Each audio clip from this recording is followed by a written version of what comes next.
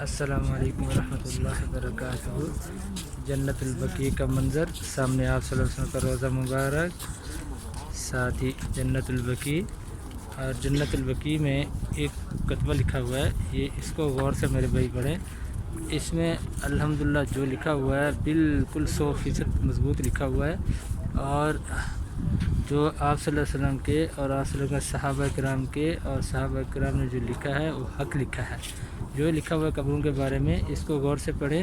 اور کچھ ہمارے بھائی قبروں پہ جا کے نظر نیاز، منتیں، چڑھاوے کرتے ہیں، ان سے پرہیز کریں اور یہ پڑھیں کہ صحابہ کرام نے کیا لکھا ہے، ٹھیک ہے۔ جنت البقیع کا یہ کتبہ، ساتھ میں صحابہ کرام حضرت عثمان رضی اللہ تعالیٰ عنہ کی قبر مبارک، ٹھیک ہے۔